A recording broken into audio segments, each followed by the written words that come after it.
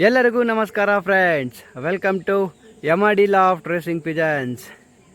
Nearly 3 to 4 months ಆಯಿತು ಯಾವುದೇ video ಬರೋದಕ್ಕೆ ಕಾರಣ ಏನಂದರೆ ನಂದು ಕ್ಯಾಮ್ರಾದು ಪ್ರಾಬ್ಲಮ್ ಆಯಿತು. ಅದಾದಮೇಲೆ ಅಚಾನಕ್ಕಾಗಿ ನಂದು ಲ್ಯಾಪ್ಟಾಪ್ ಕೂಡ ಕೈ ಕೊಟ್ಬಿಡ್ತು. ಅದಕ್ಕೋಸ್ಕರ ಎಲ್ಲವೂ ರೆಡಿ ಮಾಡಿಕೊಂಡು ಮತ್ತು ರಿಟರ್ನ್ ನಾವು ಈಗ ಬಂದಿದ್ದೀವಿ. ಕಮ್ ಬ್ಯಾಕ್ ಸ್ಟ್ರಾಂಗ್ ಆಗಿರಬೇಕು ಅಂತ ಸ್ಟಾರ್ಟಿಂಗ್ ನಾನು ನಿಮಗೆ ನೆಕ್ಸ್ಟ್ ಇಯರಿಗೆ ಯಾರಂಥ ಪಟ್ಟಗಳನ್ನ ನಿಮಗೆ ತೋರ್ಸೋಕ್ಕೆ ಇಷ್ಟಪಡ್ತೀನಿ. ಈ ವಿಡಿಯೋದಲ್ಲಿ ಲಾಫ್ಟ್ ಅಪ್ಡೇಟ್ ನಾನು ತಿಳಿಸ್ತಾ ಇದ್ದೀನಿ. ಇಲ್ಲಿ ನೋಡ್ಬೋದು ಫ್ರೆಂಡ್ಸ್, ಈ ವರ್ಷದ್ದು ಪಟ್ಟಗಳು ಯಾವ ರೀತಿ ಇದ್ದಾವೆ ಅಂತ ನಿಮಗೆ ಇಲ್ಲಿ ಕಾಣಿಸುತ್ತೆ. ಆಗಲೇ ಲಾಫ್ಟ್ ಫ್ಲೈಯಿಂಗ್ ಸ್ಟಾರ್ಟ್ ಮಾಡಿದ್ದೀವಿ. ಭಾಳಷ್ಟು ಪಟ್ಟಗಳೆಲ್ಲ ಆರ್ತಾ ಇದ್ದಾವೆ.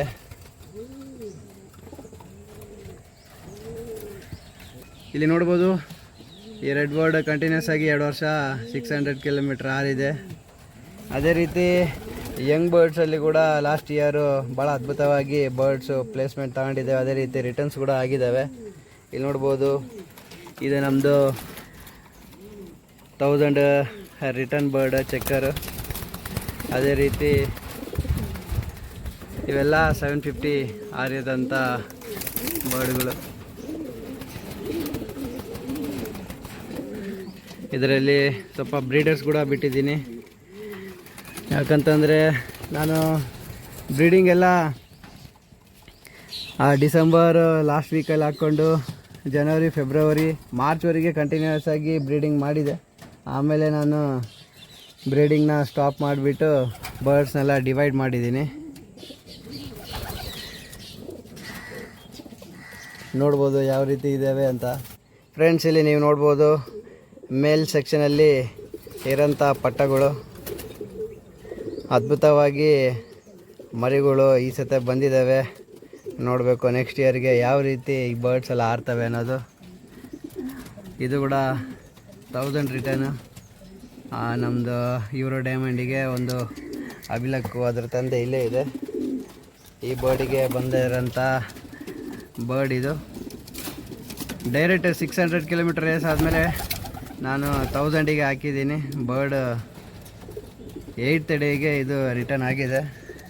ಅದೇ ರೀತಿ ಮೇಲೆ ನೋಡ್ಬೋದು ಈ ವರ್ಷದ ಪಟ್ಟಗಳು. ಈ ವರ್ಷ ಚೆನ್ನಾಗಿ ಬಂದಿದ್ದಾವೆ ಮರಿಗಳೆಲ್ಲ. ಆ ಕಡೆ ಬ್ಯಾಕ್ಗ್ರೌಂಡಲ್ಲಿ ಕೂಡ ಹಿಂದೆ ನೋಡ್ಬೋದು ನೀವು, ಅಲ್ಲಿ ಕೂಡ ಕೆಲವೊಂದು ಮರಿಗಳು ಇದ್ದಾವೆ.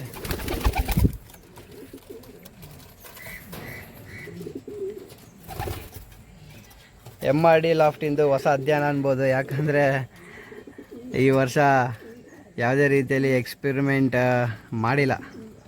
100% ಗ್ಯಾರಂಟಿ ಲೈನೇಜ್ ಮೇಲೆ ನಾವು ಡಿಪೆಂಡ್ ಆಗಿ ಆ ಬರ್ಡ್ಸ್ನ ಬ್ರೀಡಿಗೆ ಹಾಕಿರೋದಂಥದ್ದು.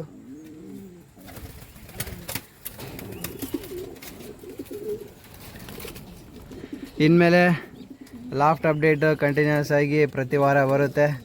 ಅದೇ ರೀತಿ ಭಾಳಷ್ಟು ಇಂಪಾರ್ಟೆಂಟ್ ಇನ್ಫಾರ್ಮೇಷನ್ ಸ್ಟಾರ್ಟಿಂಗಿಂದ ತಿಳಿಸ್ಬೇಕು ಅಂತ ನಾನು ಡಿಸೈಡ್ ಮಾಡಿದ್ದೀನಿ. ಯಾಕಂದರೆ ರೇಸ್ ಟೈಮಲ್ಲಿ ನಾವು ಏನೇ ಚೇಂಜಸ್ ಮಾಡಿದರೂ ಬರ್ಡಿಗೆ ತೊಂದರೆ ಆಗುತ್ತೆ. ಭಾಳಷ್ಟು ಜನ ರೇಸಲ್ಲಿ ಯಾವ ರೀತಿ ಗೆಲ್ಲಬೇಕು, ಬರ್ಡ್ಸಿಗೆ ಏನೆಲ್ಲ ಸಪ್ಲಿಮೆಂಟ್ಸ್ ಕೊಟ್ಟರೆ ಸೆಟ್ ಆಗುತ್ತೆ, ಗೆಲ್ಲಕ್ಕೆ ಏನೆಲ್ಲ ಮಾಡಬೇಕು ಅನ್ನೋದು ಭಾಳಷ್ಟು ಕ್ವಶನ್ಸ್ಗಳು ಕೇಳ್ತಾ ಇದ್ದರು. ಅದಕ್ಕೋಸ್ಕರ ಈಗ ಸ್ಟಾರ್ಟಿಂಗಿಂದನೇ ಟಿಪ್ಸ್, ಅದ್ರ ಜೊತೆಗೆ ನಾನು ಮಾಡಿರೋದಂಥ ಮೆಥಡ್ಸ್ ಕೂಡ ಡೈರೆಕ್ಟಾಗಿ ನಿಮ್ಮ ಮುಂದೆ ನಾನು ಚರ್ಚೆ ಮಾಡ್ತೀನಿ. ಅದೇ ರೀತಿ ಶೇರ್ ಕೂಡ ಮಾಡ್ಕೊತೀನಿ.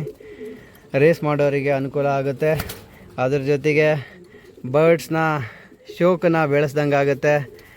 ನಮ್ಮ ರೇಸಿಂಗ್ ಫ್ಯಾನ್ಸಿ ಅಲ್ಲಿ ಭಾಳಷ್ಟು ಫ್ಯಾನ್ಸಿಯರ್ಸು ಬರಬೇಕು. ಅದೇ ರೀತಿ ರೇಸ್ ಮಾಡಬೇಕು, ಅದ್ಭುತವಾಗಿ ರಿಸಲ್ಟ್ನ ತಗೊಂಬರಬೇಕು.